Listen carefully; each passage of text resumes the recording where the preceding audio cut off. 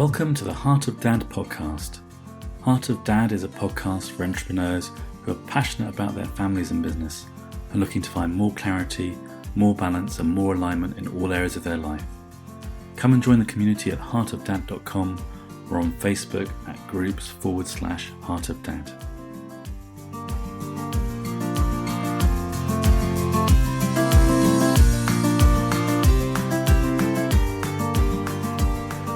This week on Heart of Dad, I'm interviewing Amechi Udo.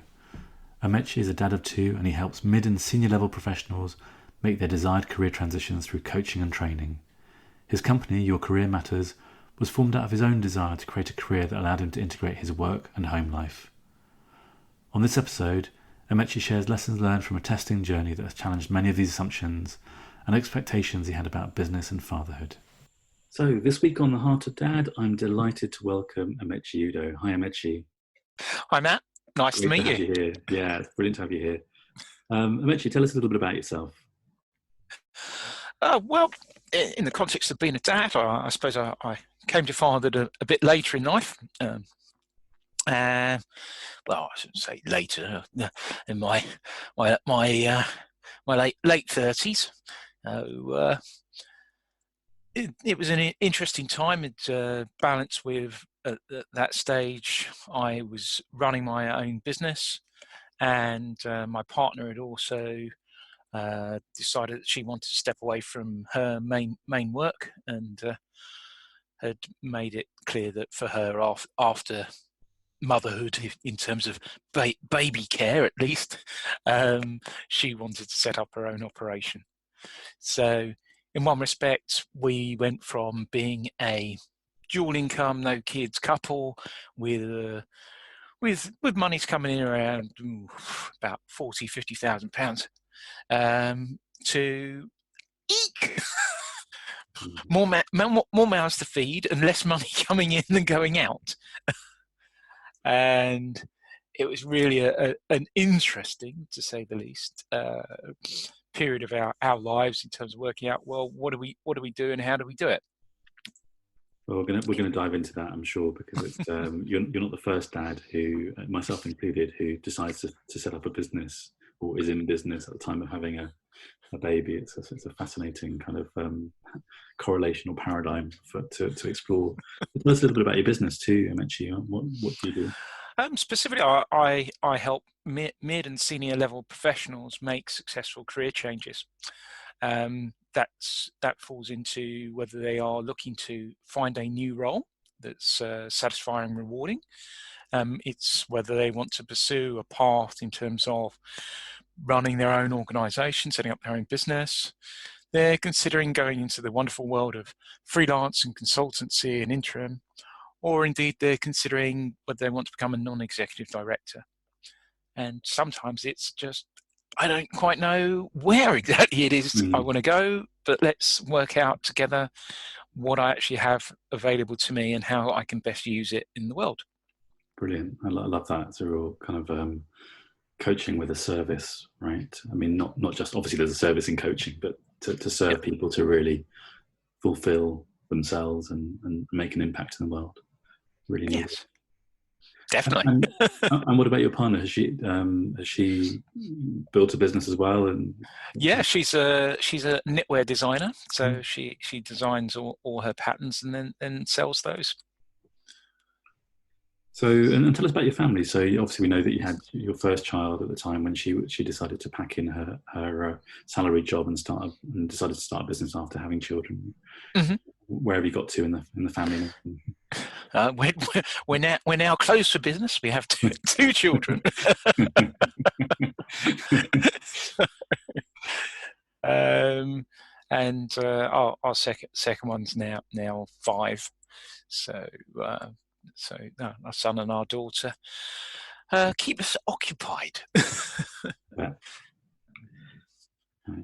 It's an interesting set of things. I mean, because of the gap between the two of them as well, there's about 6 years between them. Our daughter came first. It meant that, at least in my case, I kind of forgot or didn't remember some of the aspects of early fatherdom. but also it was a different dynamic because clearly you now had, got two children and they've got different needs, different requirements, and they're playing off each other, creating their own dynamics as well. Of course, yeah. I mean, every age, I only have the one child, but every age brings a stage which offers new challenges. And one thing I saw, and I think other parents see very quickly, is that you have to keep pace with your child's development. What you thought you thought you knew 3 months ago no longer applies. But I guess when you have two, that gets doubled, because there is an interplay between the two of them, not just their own needs. Well, that and everything else that goes with it. Of course. I'm sure other dads have mentioned it, but there is a third influencer in terms of how things are done. That older sibling then, to a certain degree, is a trendsetter. I want to do what my brother or sister is doing. I want to wear what they're wearing, etc., etc. And also sometimes it runs a bit the other way too. If the younger one is having their moment, the older one might think, well, hey, this seems to be working for them. I don't necessarily remember what it was like when I was that age doing that thing, but maybe I need to do a little bit of that to get what I want too. Yes. Something like a little bit of regression. Well, not necessarily aggression. I think regression. Regression. Oh yeah, the occasional moment of regression. Yeah, but at least you can say to them, "Hold on a minute, you're now at this age. If you want to behave like that, that's fine. But it's a complete package, so all treatment will return to that level." But I'm not 5. Okay, then let's go back to being 11 then. Cool. Great. And just coming back to your business, Amechi. So you became a father in your late 30s, and how long had you been in business at that stage? At that stage, I was in business about 10 years. So you had a lot of road under your belt. You'd obviously created a successful business already, that it was one that was sustainable, and it's not as if your child came into it something that was new and emerging. Actually, you had something solid in place. No, it certainly wasn't new in terms of length of time, but the way that I'd worked, and I still work up until quite recently. I'm going to be changing what I'm doing as of Monday. In fact, exciting change ahead. I had worked as an associate for organisations, which had meant that basically somebody else went out and killed the beast, and I helped deliver the work that resulted from that. And that was a pretty good model, as long as market conditions were good. And I also combined that with, at the stage where actually our daughter was born, I was just coming to the end of what had been a part-time fixed-term contract. And that had morphed into a full-time opportunity, again on a contract basis. And because of I would use the word, my commitment to that process, I'd said, okay, yes, I would go this route and do this for this period of time. And it also coincided with the associate work that I was doing. There wasn't as much coming in. So it's like, this is a good mix or shift within a portfolio career. And so I did do that. And that worked for a while. But like I say, there was a combination of circumstances. And you then have an issue of, the momentum that you've had in running and developing the business basically has run out. You haven't been actively out there marketing, prospecting, etc., and likewise the associate relationships you've had, if they've had challenges or you just haven't been the right fit for what they need, it's like, well, there's nothing coming down that particular pathway either. And as a baby becomes more and more present, inside and outside, as that little bump grows to a bigger bump, you're very mindful of, hey, we I need to sort something out. If I'm not, being honest, it financially, as a business, it was probably the most stressful and challenging of times. I was fiercely attached to being this independent business person, but to a point where I was like, I don't really want to look at the reality of the fact that is diddly squat coming in right now, and you need to make pragmatic decisions, not just based on manly pride or ego, but on sheer practicality. You've got to feed yourself and your family. So that did mean for a while I had to go and visit the old job centre, which for a year of experience of that side of things. That was in part a requirement for the payment protection insurance that I had. So I'm one of the few people who actually say, yeah, PPI worked for me. But nonetheless, there came a point even with that. It's like, well, I can only do so many customer service trainings here. I need to grit my teeth, accept I need to go out and do some work. I wanted to be a dad who was at home with our daughter. I wanted to be actively involved. My own family history had left me with a strong sense of absence of my dad in my early years, or at least my early childhood memories, and that shaped and influenced what kind of dad I thought I could or should be.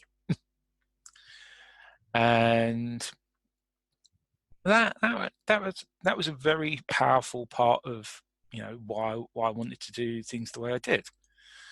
But it also helped clarify the situation as well, because it said, well, if you do want to go out to work, how many days a week do you want to go out to work for? And in the end, I said I want to go and work part-time. I want to work in learning and development. I had a previous background professionally in human resources and learning development, so it wasn't a sudden leap into something completely different. And I also wanted something relatively local to me.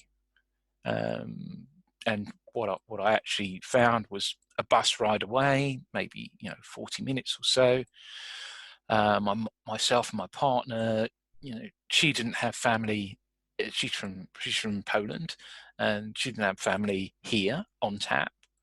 And although at the time we were living in Croydon, and I had relatives close-ish, no one who was round the corner. So in short, it was really us. So the idea of leaving partner and baby to get on with things, and me being, sort of an hour and a half commute or something silly like that, was not really something I wanted to do. Not that my partner couldn't manage, but it was just, if help was needed, I wanted to be close by, relatively close by. And so I ended up working in Crystal Palace, and that kind of worked very nicely. It allowed me to be at home and be an active dad during the daylight hours of our daughter being up and about and crawling and playing and engaging with life, and also to a certain degree get some time out.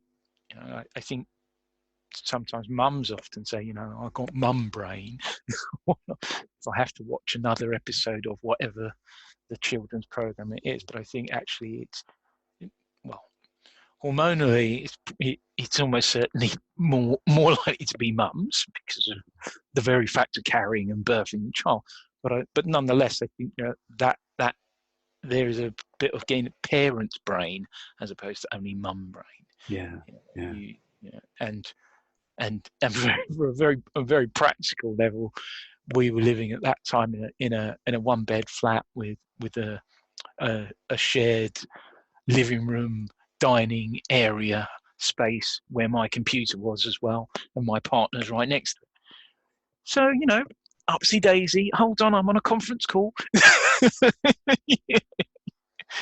The practicality and dynamics of that setup just meant we can only go so far doing it this way. That's go on, sorry. Yeah, go on. I was going to say there's so much in just what you've been sharing, and I wanted to pick up on a few things if that's okay. Sure. The first thing was just, you it sounds like, so if I understood you had your business for 10 years, working largely as an associate, and then when your daughter came along, kind of financial constraints made you look again at where you're at and what business was coming in, and to take a decision to take a full-time, you said, associate part-time associate role, right? Part-time job. Yeah. So I was an employee. Yeah. So you went from that sort of independent stance into one where you moved back into employment, and I really like how you metaphorically you talked about rolling up your sleeves really, and just dealing with the situation as it was. But I wonder, what the impact was on you of having to make that shift where you had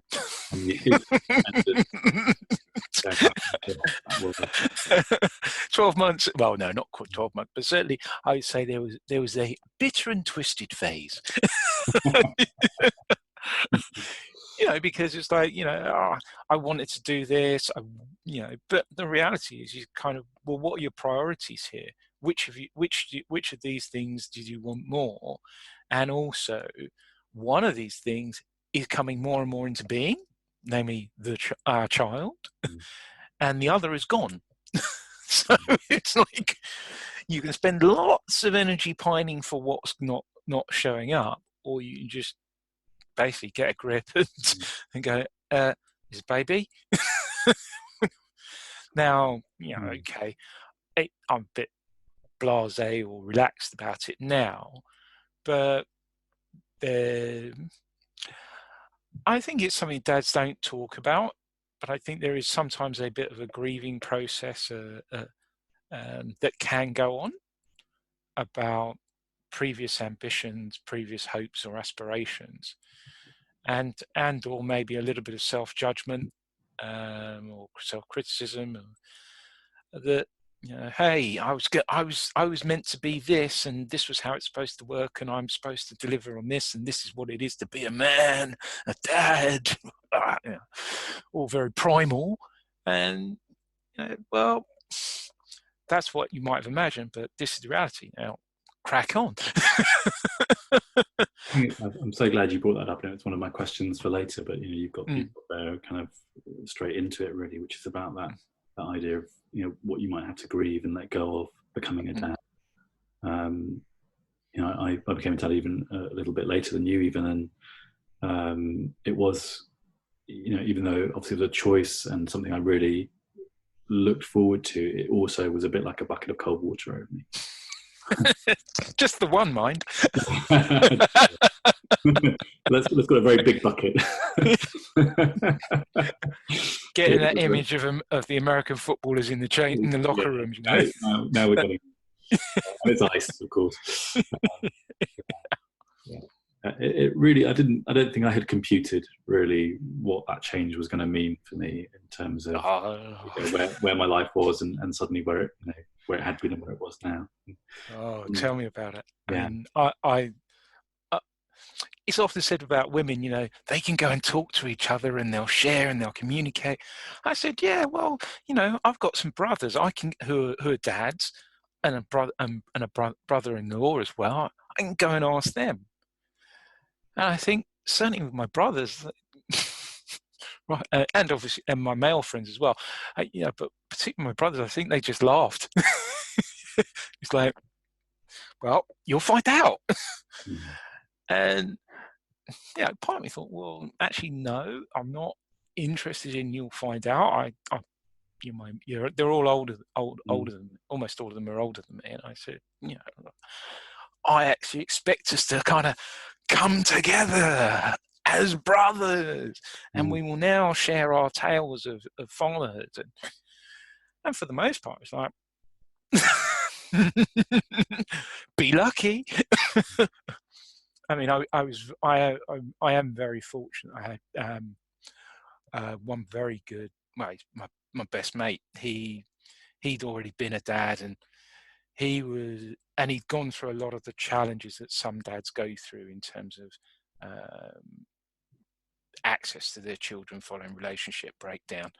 And he was very clear about everything from the birth planning, as in that, you know, you need to be ready to speak and advocate for your partner if you see anything, or in advance of anything that may be occurring, you know, up to or during or after birth. You've got to be ready for that. And little practical things are, you know, encouraging that skin to skin stuff. And when you do go to your parent and baby classes, do make sure that you are a visible parent, a visible dad. But also be prepared for attitudes that may put you to the side. I'm certainly not saying that that's the case for all maternity classes and stuff like that. But it's at least to raise the awareness or sensitivity to it, rather than to just think, okay, they're talking to the mums. I'll just sit back. Yeah. And then I think that helped an awful lot also then when my partner made the decision to use hypnobirthing, to then be engaged and involved with that as well. I think the big plus point about a lot of it was then I'm by nature a curious individual. I want to find stuff out, and I ventured off to Waterstones, to the parents and baby section, to look for the stuff for dads. One of my brothers who lives in the States, he sent me a book over, which was quite helpful, but obviously written for an American audience, which, you know, had some helpful pointers, but some bits that just weren't quite as appropriate. But strolling through the book section, there was a very tiny section for the dads. I remember that. I looked at the 4 or 5 books, and I picked one. I picked one up, which was like the one that's based on the Halford's manual. Not Halford. Is it the Haller manual? But the car manual. Yeah, I know what you mean. Yeah. Thought, one, I don't drive, and 2, we're not having a car. So, although it was interesting to look through, I put that one back. Mm-hmm. But there was another one which, unfortunately, I can't remember the name of. But it was kind of like the dad's guide to parenting, or becoming a new dad. Mm-hmm. And it was written, and it was funny. I mean, I remember bringing it home and cradling it brave, you know, like my own newly cherished book, and sharing it with my partner, and she laughed. You know? Laughed at some of the bits. She's like, yeah, you know. So I thought, okay, yeah, it's got mummy approval, so it's okay. So I read that, and I liked it because it didn't just talk about leading up to birth and immediately following it. It carried on for sort of sections on ages 1 and 2, I think up to 3. So it's kind of like, we're in it for the long haul with you. We know that this isn't just about the little booties and a weeny whiny tiny bottle. Now, I mean, the birth of our first one, you know, they don't talk to you generally about. Well, if I were to change one thing about the birth of our child, our first one, it would have been to make sure that that the message was clear, that it was baby getting access to breast milk that was most important, as opposed to baby breastfeeding. Because when our daughter was born, if I'd have been mum, she would have easily been able to latch on, but that was not the situation. She did have some challenges, and it caused an awful lot of distress, and up to and including travelling off to see breast consultants in Oxford, travelling from London, Croydon, with the baby to try and get advice. Like, if somebody just gone, look, here you go, here's where you can order a breast pump. These are the sorts of machines you can get. I mean, my partner did all that research in the end, but don't stress. Here you go. Start pumping now. There'll be some milk ready on day one. If baby latches on and breastfeeds, fantastic, excellent. If not, we've already got some chilling in the fridge, good to go. There you are. You've just gone through an extremely tiring and traumatic experience in some ways of birth, giving birth, in terms of the impact on one's body, and I say only as an observer, but here's something that will make this process easier for you. There you go. One question I have for you, because I'm listening to you, I can really get a sense of how involved you chose to be, either through the advice of your friend or just through your personality or life experiences. And I was really sort of curious about that, Amechi. Like, that isn't natural, I don't think, for every man to have that. I think it is actually natural for us, and I just think we've been moved out of the process. Okay, so a little bit more. I'm curious about that. Well, as in, as soon as you make it a procedure, giving birth is a procedure. Well, we must focus on the patient. The patient is the mother. We must minimise risk or of any issue with the mother. Therefore, we must keep all those anyone or anything that is not necessary to treating the patient out of contact. And I think I was very lucky in that I was present at the birth of our daughter at a time where the demedicalization of pregnancy was happening, in the sense that, or it already happened. So we did not spend lots of time with a consultant, with an obstetrician. We spent our time with midwives. We talked about, how would you like to give birth? Do you want to give birth in the birth pool? What's your plan? Etc. etc. Both parties were involved. Both parties were engaged. And although, as sometimes happens, things don't go to plan, it was not a case of, for the most part, it was not a case of dad is invisible or dad's not involved. Well, I suppose I was picking up earlier. I mean, I agree with all that you're saying, and I also had a child in this period of the demedicalization of pregnancy, and a lot of what you say corresponds with my experience. But I was also wondering about, you said earlier about choosing not to be like your dad in your involvement with your children, and I was making a very perhaps tenuous connection between that, what you said then, and making an active choice to be really present in the life of your daughter first, and then in the life of your children as you had a second child, because that I don't think is always a given, particularly with men who have businesses, which is part of the thing. I think that bit in general isn't a given. I think I was very fortunate that one of my my mentor, he asked me one day, do you know your birth story? And I didn't really. I'd had an idea of my birth story, and that isn't sort of some woo-woo out there, but just how are you born? What happened? And in my case, because I was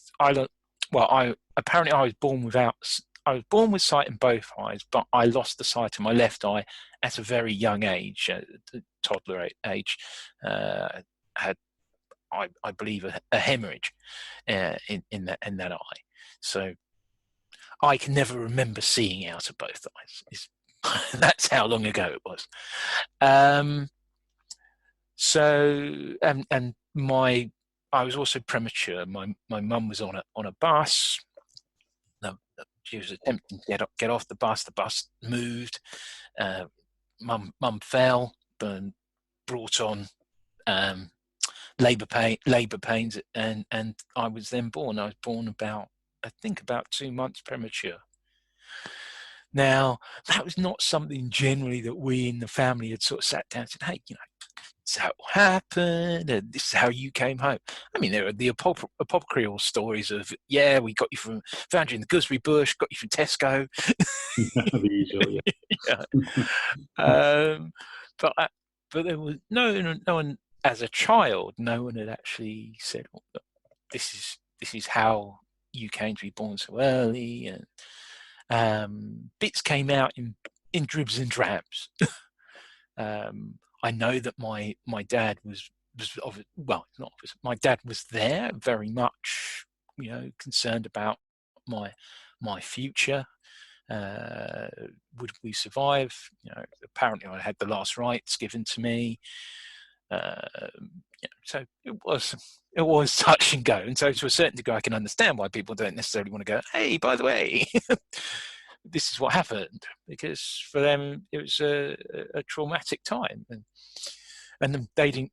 This was in 1969, so I don't think anybody was like saying, "Hey, have you experienced post-traumatic stress disorder?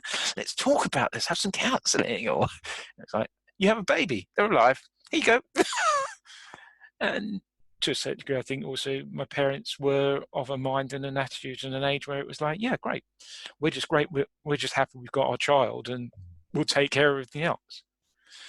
I come from a background in terms of being Igbo from Nigeria, where names really have significance. So my first name means God only knows what tomorrow may bring. Yeah. And my middle name, it means blessed or anointed.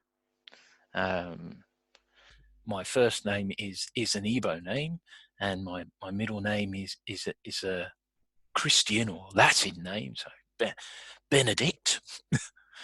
And for many years, I loved my first name. Okay. I didn't really like my second name because lots of people, for them, they remembered Benny in Crossroads.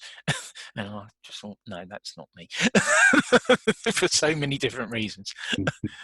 Or they shortened it to Ben, and which is okay, but like I say, it wasn't until I actually went and checked out, well, what does Benedict mean, that my whole birth story made sense. And our family name, Udo, means peace. So it's like, God only knows what tomorrow may bring, blessed or anointed peace. So as a little bundle, no bigger than a bag of sugar, you kind of, okay. So what difference did it make to you then, sort of being able to reclaim that story for yourself?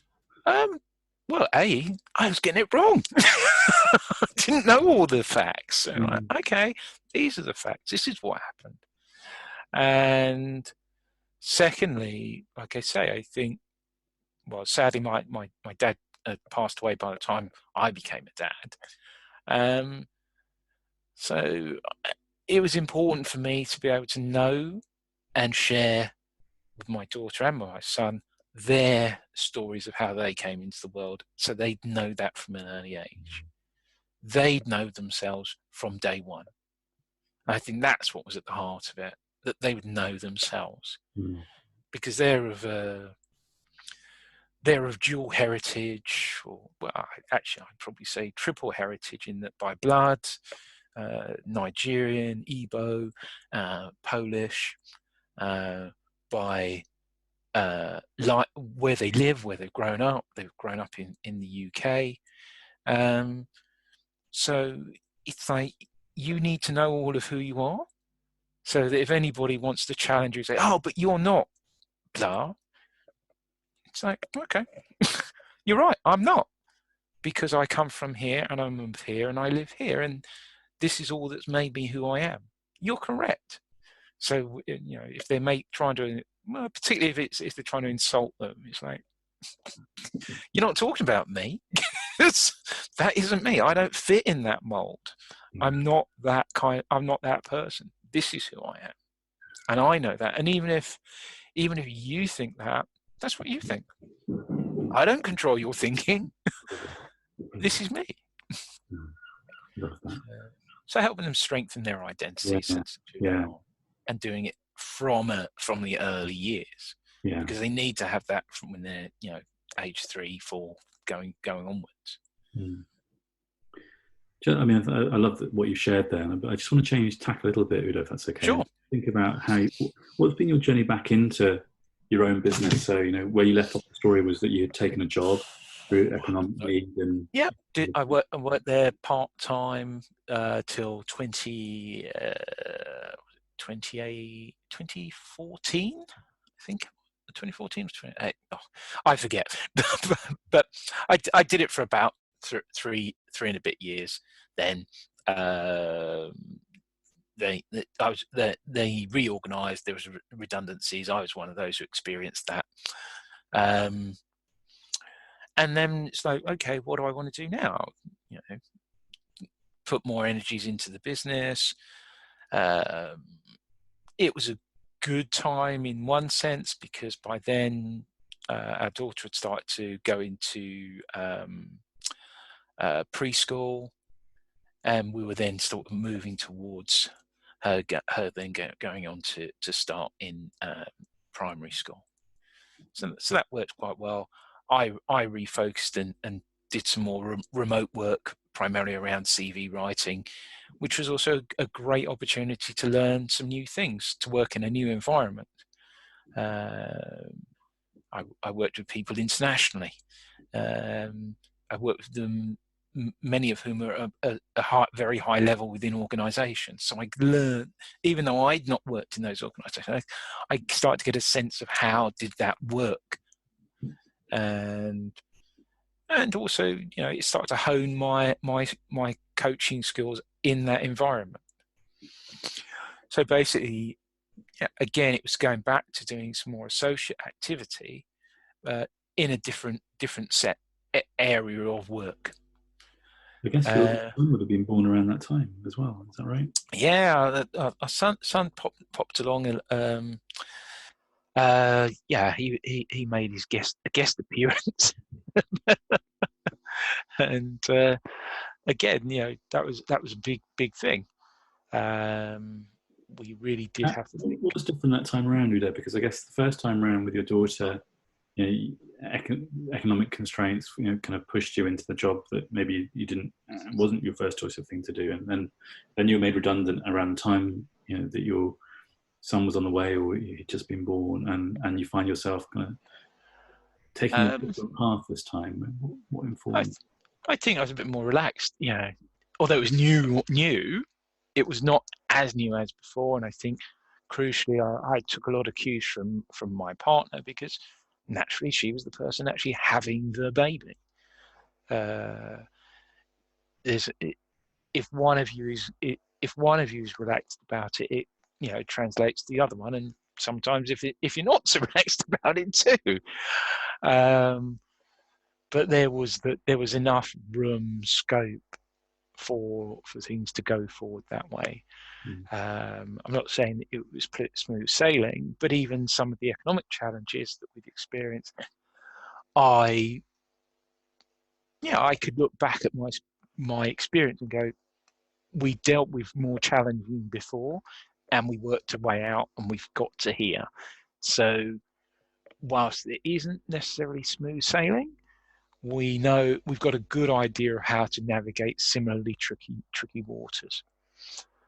That makes all the difference, doesn't it? That you've been through the painful experience once, and you know how to get through, so it doesn't freak you out second time round. Yeah, and I think from a practical point of view, like I said, we were still living in the 1-bedroom flat, so it's like we can only do this by sheer dint of numbers for a certain period of time. We also, although we were also living in a flat that was, for the area, was well below market rents. And there was a point where we just had to say, even though it's below market rent, for where we are, if we have to go out and look for somewhere similar, we're not going to be able to afford it. And we decided that we'd move. We moved out of London. I now live in a place called Wellingborough, which is about an hour outside London, on north of London on the train. And I moved here because I've got family who live close by, literally. And it made sense on a lot of levels, professionally and personally. Although I was probably the one that was least keen to move, because I'm in London. This is where there's a lot of work, a lot of opportunity, to a small Northamptonshire town. You can be in and out of it on foot in half an hour to an hour if you walk slowly, but my partner grew up in the countryside, and I wasn't ready to go and live in the countryside. But I would be happy to live somewhere greener. And for the children, it meant that they could be closer to some of their cousins, to get to know them, spend time with them, hang out and play, and all that sort of stuff. One of my brothers and his wife would be nearby, so we could be of mutual support. And I suppose they'd already tested out the area. So even though I didn't know it personally particularly well, I could at least say, well, look, here's someone we know who's tried it out. And so we made the move, and it was a good move to make, for everybody. I might have been the slowest to kind of come round, but it's worked. You don't know. You just don't know, do you? When you try these things, when you have some data because your brother's there, but everybody has a personal experience of where they live and where they want to live, and everyone's different too. Yeah. Just because it's working for them, it's like, well, does that mean that's worked for you? Because we rent, they bought a home. So, well, we moved 3 times in our first 3 years, but equally, one of those moves was literally next door to the house next door. And being such a small place, the third move wasn't like, oh, you've gone 2 hours from somewhere else. Oh, you've gone for a walk 10 minutes slowly round the corner. So it wasn't. It's not. It's upheaval, but it's not mega. Yeah, for sure. And all that time, the kids stayed at the schools they're at, and they could keep their friendship groups and everything else. And my partner was happy because she'd already done a major move in terms of moving country, never mind having to then do any other kind of significant upheaval. Brilliant. Just sort of diving into the nature of having children and then also owning a business, and you came back into your business in 2014, and it's been evolving since, and it sounds like you've got some new directions coming. But I'm so curious to know a little bit about how you find the balance between work and children. Sorry for laughing hysterically, but as soon as anybody talks to me about work-life balance, like, no, there isn't one. You kind of just have to tell the truth. And I've been feeling those tensions myself a lot recently, and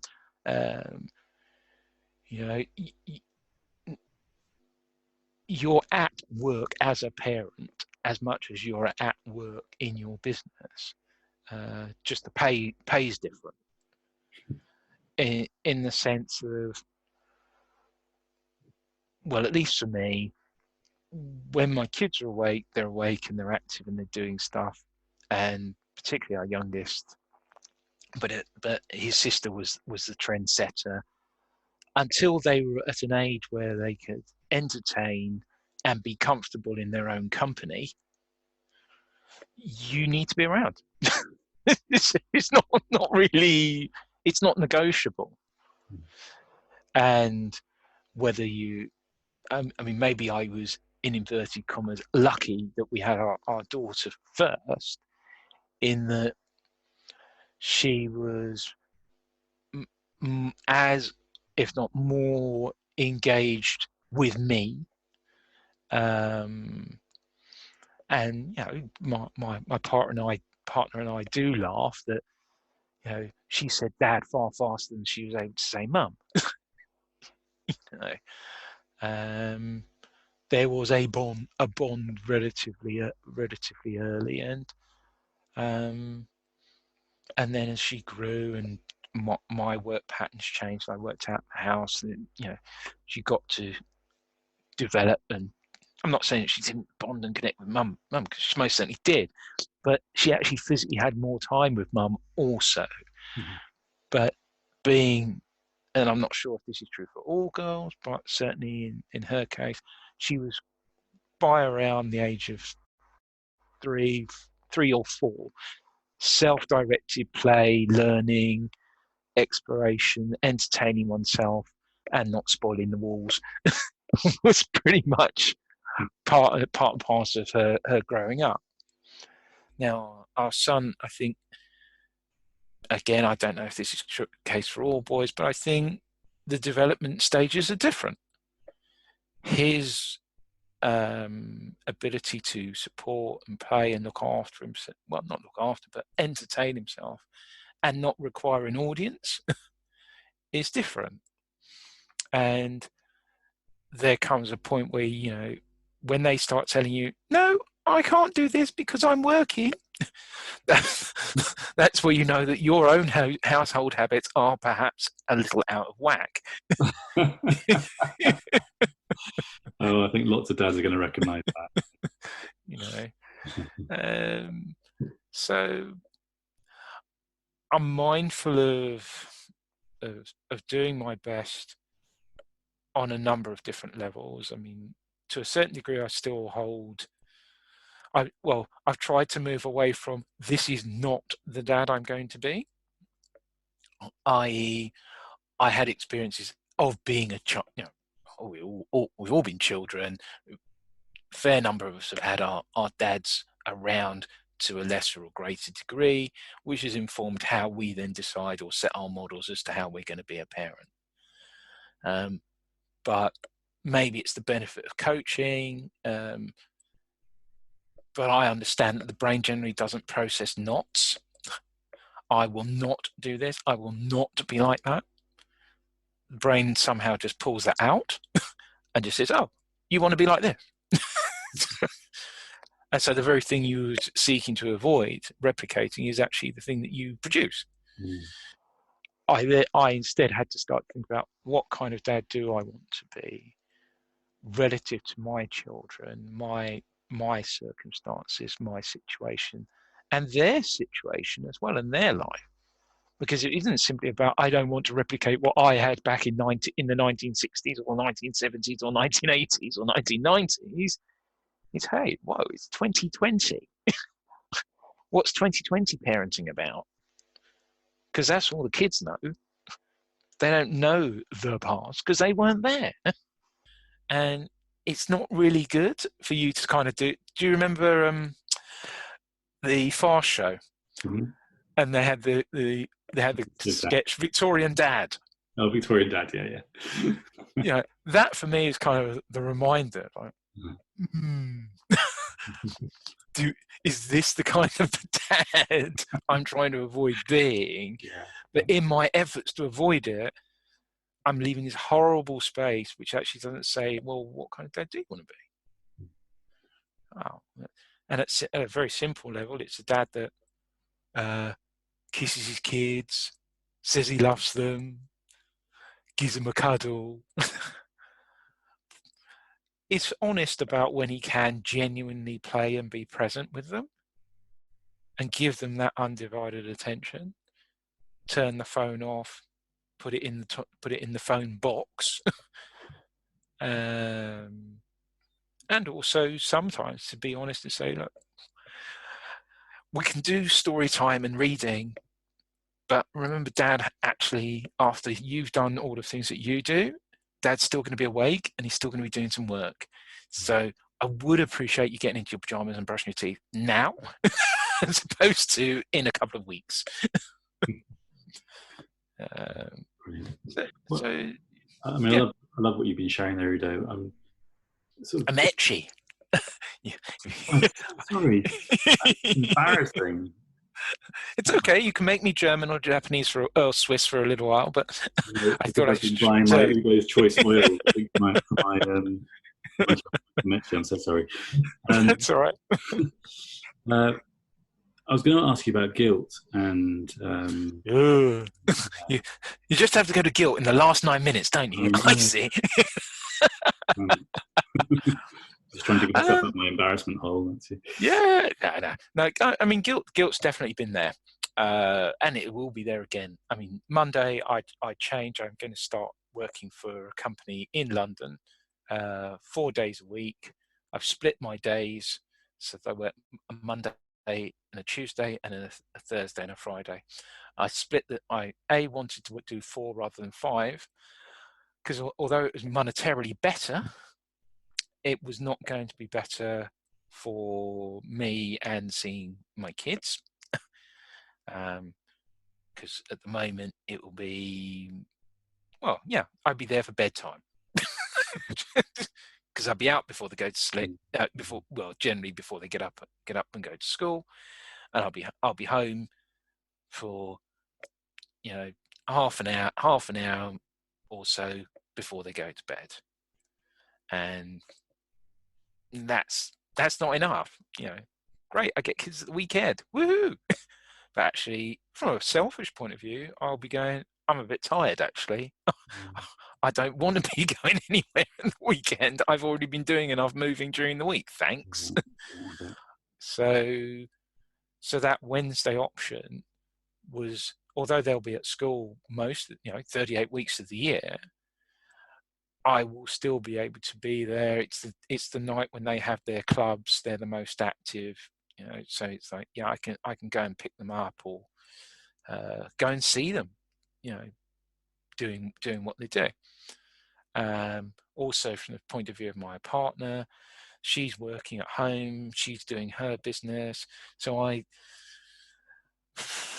couldn't make it. I couldn't fix everything. The archetypal man. Oh, show me a problem, I'll fix it. And sometimes actually they don't want it fixed, they just want to talk about it. I just thought, well, look, this is actually healthier for me, and if it's healthier for me, it means I'm going to be better engaging with my partner and my children individually and collectively, and it'll be better for us as a family. And if it doesn't work, if it's not working, then I'll look at what do I need to change, or where's it not working, or what's a better approach. It sounds like you come full circle in that sort of 11 year period where, the first time you took the job because you felt you had to, and now you're taking the job because you feel you want to, and it's creating that space for you to be there. Yeah. Well, conversely, if I carried on the path that I was on, I'd be physically here, but I'd be extremely resentful, I think, if I'm honest, about any time that was not working time, that I wasn't getting stuff done. Because quite simply, I'd go, oh, there's a monetary value associated to this, and if I'm not generating that monetary value and we haven't got our heads above water, we're going to be in trouble. And right or wrong, I'm taking that responsibility. No, that is not to say that my partner isn't equally going, oh, I'm working really hard and I'm trying to get money in and keep us going. But in that stressed state, I get very introverted and self-focused. And that's not great. it's not constructive. It's not helpful. Yeah. So I view it as a fair trade to say, okay, all right, you are going to need to get up most days at about 6 o'clock or 6:45. And I know there'll be dads out there going, oh, you lightweight, I'm up at the lark. I wake the lark up, And what? You're leaving the office at 6? It's 5:30, 6 o'clock. You snowflake! I'm out. I'm there till the midnight oil is ready to be dispensed, and I'm giving it out. But I just think I don't think there are many dads who really want to live that way. I just think, for me, in a nice way, at the moment, it's more self-contained, and I actually think, as a household, I think taking at least my work out of the house is better. I don't know how many dads you've spoken to who both themselves and their partner or wife or husband, for that matter, are both working on their businesses. If you can just consider the energy and focus and urgency and drive that goes into one person trying to do that, you put two in, and it's not just twice the amount. It's a multiplier. It's not simply a doubling, and especially if they're both at middling phases, and then there's the tension of, well, you need to go and get the kids because I'm working. No, you need to, and there isn't enough time for me to finish my stuff. And okay. Yeah, I think that would merit an episode in itself to discuss a bit further. Yeah. Well, listen, we're just about out of time, actually. It's been brilliant listening to you, and I really appreciate the canvas with which you shared. And it's been really interesting, actually, because this episode has gone much more deeply into those initial months and years of childhood. And I loved your stories about reclaiming your own birth story and what you're imparting to your own children. I think that was really resonant. So thank you for that and everything you shared today. It's been really enjoyable. My pleasure, Matt. It's been very great fun, and I could say, yeah, I'd be happy to talk to you for hours again another time. I mean, you'll have to come back. Yeah, definitely. And if we want to find out more about you, Amechi, where do we go? I think primary place to jump onto LinkedIn and just type my name in, which is Amechi, and then my surname is Udo. And please tell me that you heard this podcast so that I know how we've come to connect with each other. If you want to drop me an email, you can at Amechi, which again is Amechi, at Your Career Matters. And that's matters, it's got an S at the end, .co.uk. I'm just revamping the site, so if you do get the construction message, please don't panic. Those are the main two channels, and happy to talk to people. Fantastic, and I'll put the links in at the bottom of the show notes too. So thanks again, Amechi, and good luck with your new start next week as well. Well, thank you very much, Matt. Look forward to coming back and giving you a little update on how things have worked out, the difference between the theory and the practice.